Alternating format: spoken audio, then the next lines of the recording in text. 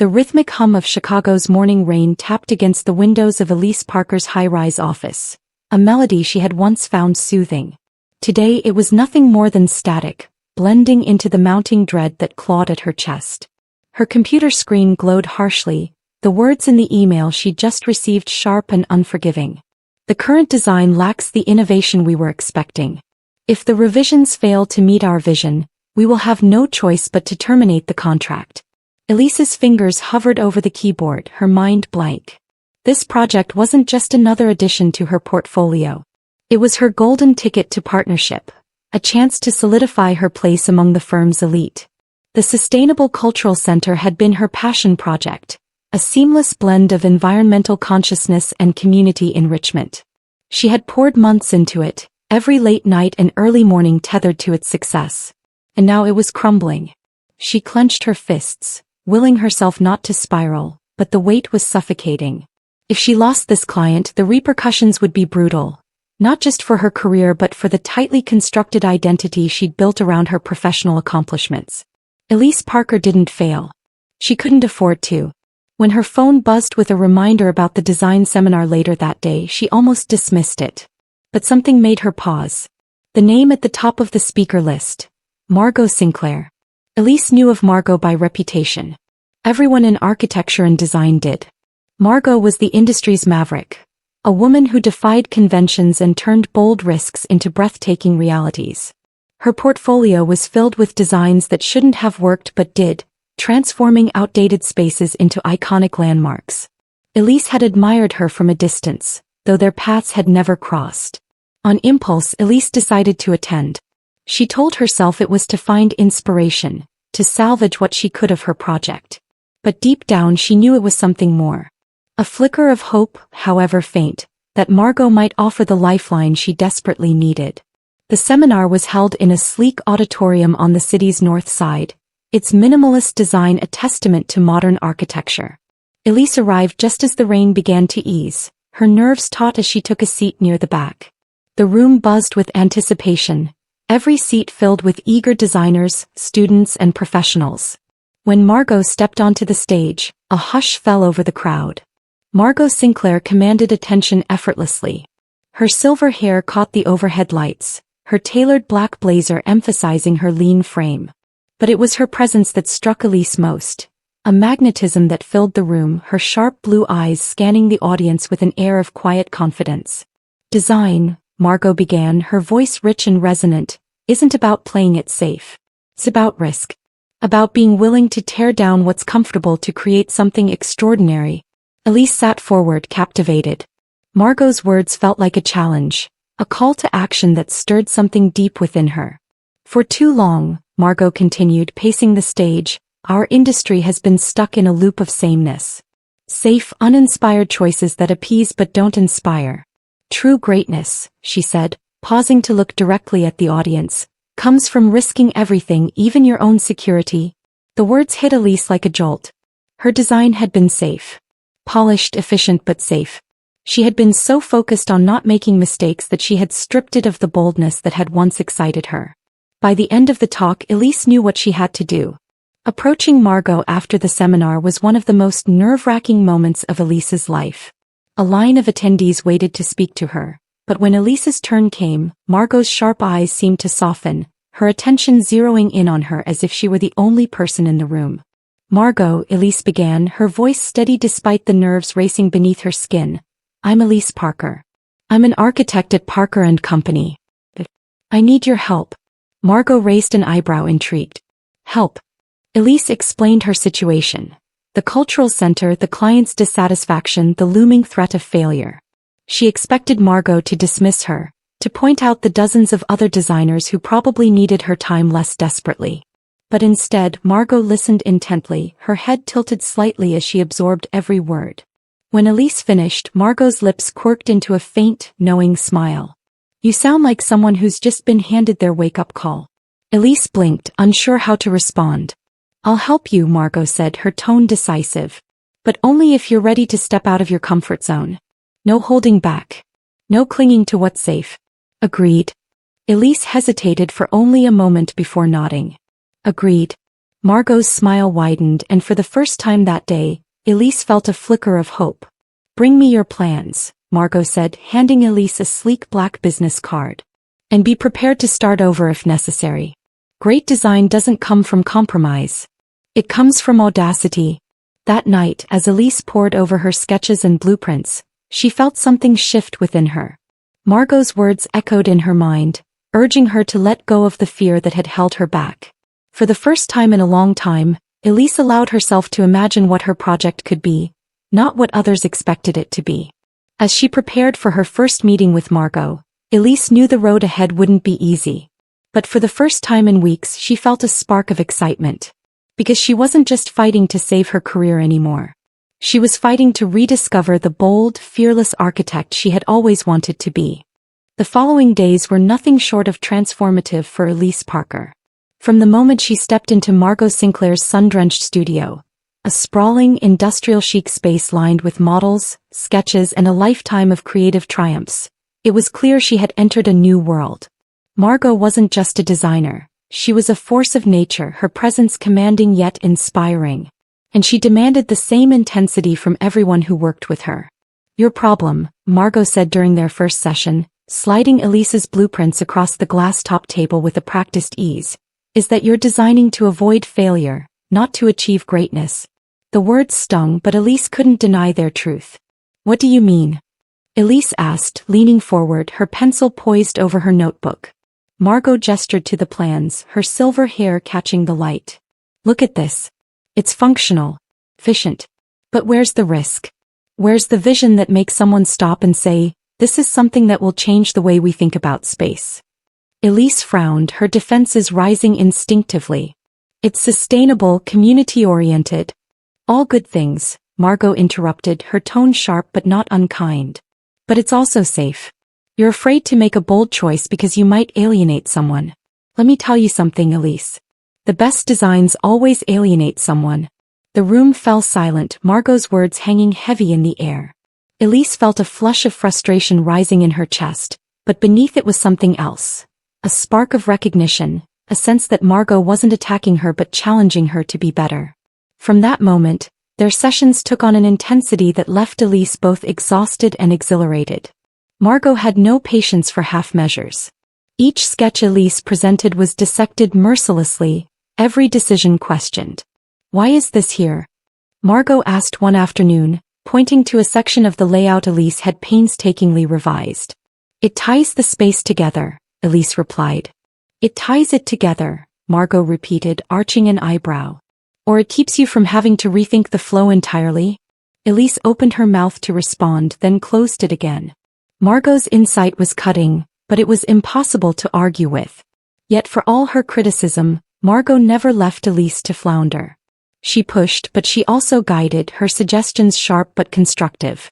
As days turned into nights and their brainstorming sessions stretched longer, Elise began to see her project in a new light. Not as a collection of compromises but as an opportunity to create something extraordinary. It wasn't just the work that changed. The more time Elise spent with Margot, the more she began to see the layers beneath her mentor's commanding exterior. Margot was magnetic in every sense of the word, her confidence almost intoxicating. But there was also a softness to her, glimpses of vulnerability that emerged in quiet moments. Late one evening, Margot leaned back in her chair, her gaze distant as she toyed with a sketch. "I wasn't always this sure of myself," she said, her voice low. Elise looked up, surprised by the shift in tone. "What changed?" Margot smiled faintly. "Failure," she said simply. "Big, messy public failure. It strips you bare, forces you to confront who you really are.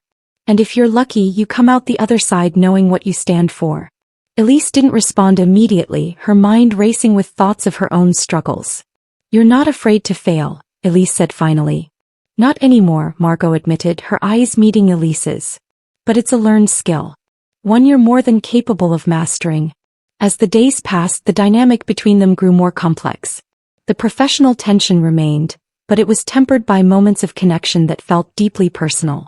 Elise began to notice the way Margot's hand lingered on the edge of a table as she explained a concept, the way her voice softened when she encouraged Elise after a breakthrough. And Margot, for her part, seemed equally captivated by Elise's determination, by the fire that burned beneath her polished surface. One night they worked late in Margot's office, the glow of the city lights streaming through the floor-to-ceiling windows. The hours stretched on and Elise, physically and emotionally drained, let her guard slip for the first time. "I'm so tired of trying to live up to everyone's expectations," she said, her voice cracking as she set down her pencil. "At work, at home, it's like no matter what I do it's never enough. I'm never enough."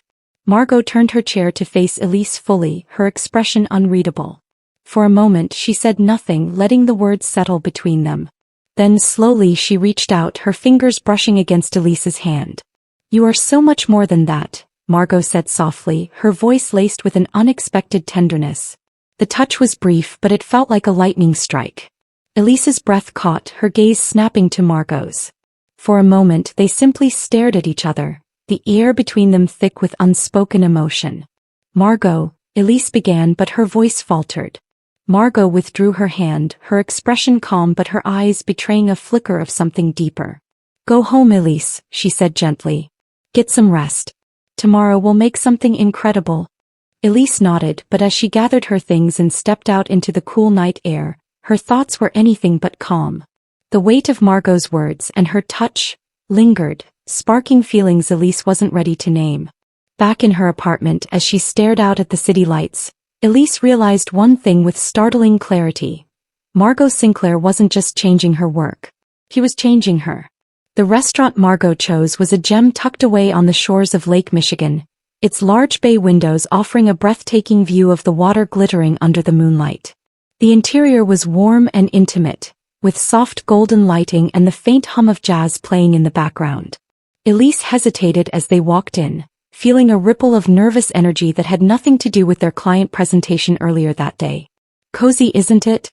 Margot said, glancing at Elise with a knowing smile as they were led to a corner table. "Very," Elise replied, her voice steady but her thoughts swirling. There was something about the way Margot moved through spaces, effortless and commanding, that always left Elise slightly off balance. They settled in, ordering wine and a few dishes to share. The presentation had been a triumph. The client had not only approved the latest iteration of their project but had praised Elise for her creative vision. The relief that had followed was immense, but now, as the adrenaline faded, Elise found herself acutely aware of the woman sitting across from her. Margot tilted her head, studying Elise as she swirled her wine. "You should be proud of yourself tonight," she said. "That was impressive work." Elise felt her cheeks flush. Compliments from Margot were rare and always genuine. "I couldn't have done it without you," she said honestly. Margot's smile deepened, but there was a flicker of something else in her expression. Pride, perhaps, or maybe curiosity. "You give me too much credit," she said. "You had it in you all along. You just needed someone to push you." Their conversation started light, full of laughter and anecdotes about the challenges of the design world. But as the evening wore on, the tone shifted. Elise noticed the way Margot's posture softened, how her piercing gaze became more contemplative. "I haven't always been the risk-taker you see now," Margot admitted, her fingers tracing the rim of her glass. "There was a time when I followed every rule, played it safe. I climbed the ladder just like everyone else." Elise leaned forward, intrigued. "What changed?" Margot sighed, her gaze drifting to the window where the lake stretched out into darkness. "I realized I was miserable. I was designing buildings that didn't inspire me, pandering to clients who cared more about their bottom line than about creating something meaningful. I lost myself in the process." "What did you do?" Elise asked softly. "I walked away," Margot said, her voice resolute. "It wasn't easy. I lost friends, opportunities, security. But I gained something more important. The freedom to create on my own terms." Elise felt a pang of envy and admiration. Margot's courage was awe-inspiring, but it also underscored Elise's own fears, the expectations she'd been tethered to her entire life. "Do you regret it?" Elise asked. "Not for a second," Margot said, her gaze snapping back to Elise. "But the question isn't about me. It's about you." Elise blinked, caught off guard. "Me?" Margot leaned forward, her voice low but firm. "You need to ask yourself what you really want. Not what your firm wants, not what your family expects, but you. What drives you? What makes you feel alive?" The question hung in the air, heavy with meaning. Elise opened her mouth to respond, but no words came. She had spent so long chasing success, trying to meet everyone else's expectations, that she wasn't sure how to answer. Margot's expression softened. "You don't have to answer now," she said gently. "But you owe it to yourself to figure it out." The rest of the evening passed in a blur of quiet conversation and shared glances. When they finished their meal, Margot suggested a walk along the lake. The air was crisp, the gentle sound of waves lapping against the shore creating a soothing backdrop as they strolled side by side. They walked in companionable silence for a while, the city lights twinkling in the distance. Elise felt the tension in her chest ease, replaced by a strange sense of calm. She glanced at Margot, noting the way the moonlight softened her sharp features, how her presence felt both grounding and electric at the same time. "You've never let yourself take a real risk, have you?" Margot asked suddenly, her voice breaking the quiet. Elise stopped, turning to face her. "What do you mean?" Margot stepped closer, her eyes searching Elise's. "You're brilliant, Elise. Talented, driven, capable of so much more than you realize. But you hold yourself back. You play by the rules because you're afraid of what might happen if you don't." Elise's breath caught, her heart pounding. "That's not," she paused, unable to finish the denial. Margot's words cut too close to the truth. Margot's gaze softened and she reached out, her hands brushing Elise's arms. "You don't have to be afraid," she said, her voice barely above a whisper. Before Elise could respond, Margot closed the distance between them, her hands gently cradling Elise's face. The kiss that followed was soft at first, tentative but quickly deepened, carrying with it a rush of emotion, desire, vulnerability, and something else neither of them was ready to name. When they pulled apart, Elise felt like the world had tilted on its axis. Her thoughts were a whirlwind, but one thing was clear. Margot wasn't just a mentor or a collaborator. She was someone who had already begun to change Elise's life in ways she couldn't fully comprehend. Margot smiled faintly, her hands lingering on Elise's arms. "That," she said, her tone light but tinged with meaning, "was a risk worth taking." Elise laughed softly, the tension in her chest breaking like a dam. For the first time in a long time she felt free to wonder, to dream, and maybe, just maybe, to let herself want something more. The kiss lingered in Elise's mind like a dream she couldn't quite wake from. As they walked back to the car, the air between them was thick with unspoken words. Margot had resumed her confident stride, her expression calm and unreadable, while Elise struggled to make sense of the storm raging inside her. Her lips still tingled with the memory of Margot's, the press of them soft yet commanding, filled with a desire that had taken Elise entirely by surprise. For someone who prided herself on control, on keeping her emotions neatly contained, this was chaos. Beautiful, exhilarating chaos. When Margot pulled up in front of Elise's apartment, she turned to her with a small smile, her hand resting lightly on the steering wheel. "Get some sleep," she said, her tone soft but leaving no room for further conversation. "We'll pick up where we left off tomorrow." Elise opened her mouth, unsure of what to say, but Margot's gaze stopped her. It wasn't cold, but it held a patience that unnerved her. Margot wasn't going to push. She was giving Elise the space to figure it out on her own. That somehow felt more terrifying than anything else. "Good night, Margot," Elise finally said, her voice quiet as she stepped out into the cool night air. The days that followed were a blur of conflicting emotions for Elise. She buried herself in work, hoping the familiar rhythm of design sessions and meetings would drown out the thoughts swirling in her head. But no matter how hard she tried to focus, her mind kept drifting back to that night by the lake. The warmth of Margot's hands on her face, the intensity in her gaze, the kiss that had made her feel as though the ground had disappeared beneath her feet. She felt alive in a way she never had before. Every nerve ending buzzed with the memory of Margot's touch, with the realization that someone so dynamic, so confident, saw something in her worth pursuing. But alongside the exhilaration was fear. What did this mean for their work? For the project that hung precariously on the edge of success? For her carefully constructed life, which until now had been built on rules and expectations, with little room for deviations? Margot, for her part, remained enigmatic.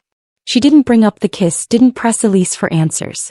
Their work continued as it always had, intense, challenging, and filled with the same sharp critiques and moments of creative triumph.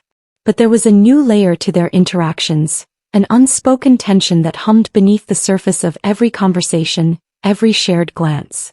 Elise found herself watching Margot more closely than ever, her gaze lingering on the curve of her lips as she spoke, the way her silver hair caught the light, the confidence that seemed to radiate from her every move.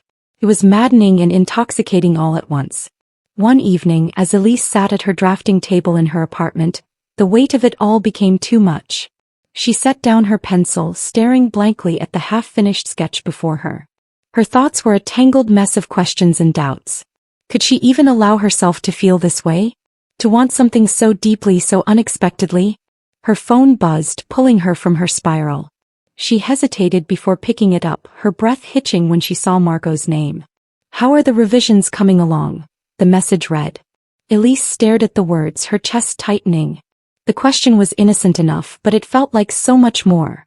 A reminder of the connection that had been building between them, of the boundary Margot had crossed and left for Elise to make sense of. After a moment, Elise typed a reply. "They're coming along. Still a lot of work to do." Margot's response came quickly. "Progress, not perfection. Don't overthink it." Elise couldn't help but smile at the advice, which felt as much about her current emotional state as it did about the project. She set her phone down, her heart a little lighter but no closer to clarity. The turning point came during another late-night work session in Margot's studio. They had been discussing a particularly challenging aspect of the design, their conversation flowing with its usual blend of sharp critiques and collaborative energy. But as the night wore on, the professional facade began to crack. Elise was leaning over the table, pointing out a potential issue with the structural elements of the design, when she felt Margot's gaze on her. She looked up, her breath catching at the softness in Margot's expression. "You've been quiet these past few days," Margot said, her voice gentle but probing. Elise hesitated, her mind racing. "Just focused on the project," she replied, though even to her ears the words sounded hollow. Margot studied her for a moment, then set down her pen, folding her hands in front of her. "Elise," she said, her tone careful but firm, "if you want to talk about what happened, we can. If you don't, that's fine too. But I need you to know that I don't regret it." Elise's chest tightened, her emotions threatening to spill over. "I don't know what to do with this," she admitted, her voice barely above a whisper. "With how I feel. With how you make me feel." Margot leaned back in her chair, her gaze steady. "You don't have to have all the answers right now. But running from it won't help either." Elise nodded slowly, her throat tight. She wanted to say more, to explain the maelstrom of emotions inside her, but the words wouldn't come. Margot seemed to understand. She reached out, her hand brushing lightly against Elise's. "Take your time," she said. "I'm not going anywhere." For the first time in days, Elise felt a flicker of calm amidst the chaos. Margot's patience was maddening, but it was also exactly what she needed. And as they turned their attention back to the work before them, Elise realized that the answers she sought weren't something she could think her way through. They were something she would have to feel her way into. The final meeting with the client loomed large in Elise's mind. For weeks, she had refined every detail of the presentation, pouring her energy into making the design not just acceptable but exceptional. Yet, as prepared as she felt, a lingering sense of anticipation buzzed beneath her calm exterior. This wasn't just about securing the contract. It was about proving something to herself. Margot's words echoed in her mind like a mantra. The best designs alienate someone. Elise had spent most of her career avoiding controversy, building structures that pleased everyone but didn't challenge anyone. This time she would take a different approach. This time she would take a risk. The day of the meeting arrived, crisp and clear. The conference room was spacious, with floor-to-ceiling windows that offered a view of downtown Chicago. The client, a group of 3 executives, entered with polite but guarded smiles. Elise greeted them with quiet confidence, her portfolio clutched firmly in her hands. "Miss Parker," one of them began as they settled into their seats. "We're looking forward to seeing how you've addressed our concerns." "So am I," Elise replied, a faint smile touching her lips.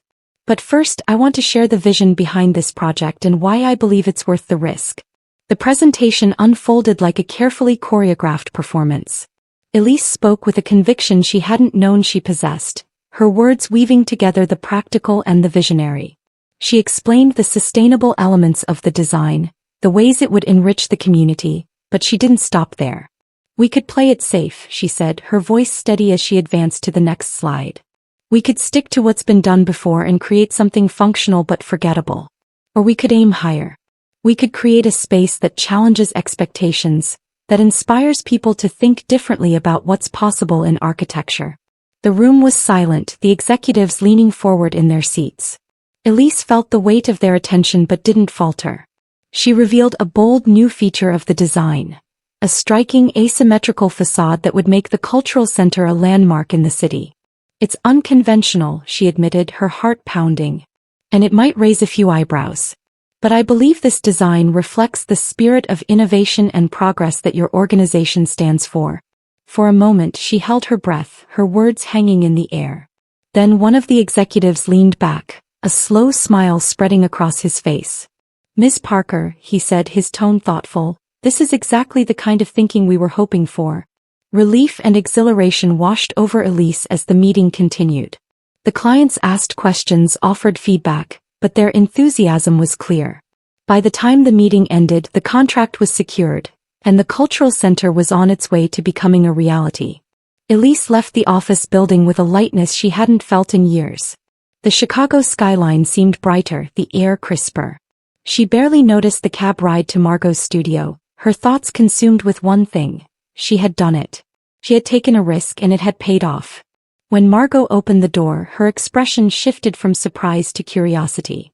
"Elise," she said, stepping aside to let her in. "What brings you here?" Elise couldn't contain her excitement.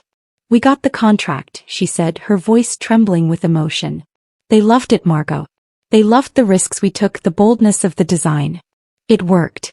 Margot's lips curved into a slow smile, and for the first time, Elise saw unguarded pride in her eyes. "I never doubted you," Margot said simply. Elise felt her breath hitch, her heart racing. The words that had been building inside her for weeks finally spilled out. "You didn't just save my project, Margot. You saved me from myself. You made me see who I could be." Margot's smile softened, but her gaze turned contemplative. "And who is that, Elise?" she asked, her voice gentle but probing. Elise stepped closer, her pulse thrumming in her ears. "Someone who isn't afraid to feel," she said, her voice steady despite the emotions swirling inside her. "Someone who's ready to take a chance." She closed the distance between them, her hands finding Margot's face as she kissed her. This time there was no hesitation, no fear, only the overwhelming certainty that she was exactly where she was meant to be. The kiss deepened, filled with the emotions they had both kept at bay for so long. When they finally pulled apart, Margot's eyes searched Elise's, a mix of surprise and something deeper. "You're full of surprises," Margot murmured, a faint smile playing on her lips. "So are you," Elise replied, her voice tinged with laughter. The months that followed were a whirlwind of growth and discovery. The cultural center became a cornerstone project, earning praise for its innovation and impact. Elise found herself fielding new opportunities, her name suddenly synonymous with bold, visionary design. Margot remained at her side, her unwavering support and insight shaping Elise's journey in ways neither of them could have anticipated. Their relationship grew alongside their work, a partnership that balanced the professional with the deeply personal. "You should open your own studio," Margot said one evening as they shared a quiet moment in her apartment. "You've outgrown Parker and Company. It's time to make your mark." Elise hesitated, the idea both thrilling and terrifying. "You think I'm ready?" Margot smiled, her hand covering Elise's. "I know you are." With Margot's encouragement, Elise took the leap, founding her own studio dedicated to sustainable and groundbreaking design. The transition was challenging, but Margot was there every step of the way, her belief in Elise a constant source of strength. In the end, their partnership wasn't just about architecture or creativity, it was about building something lasting together. And as Elise stood on the balcony of her new studio, Margot by her side, she knew they had created something as solid and enduring as any structure they had ever designed.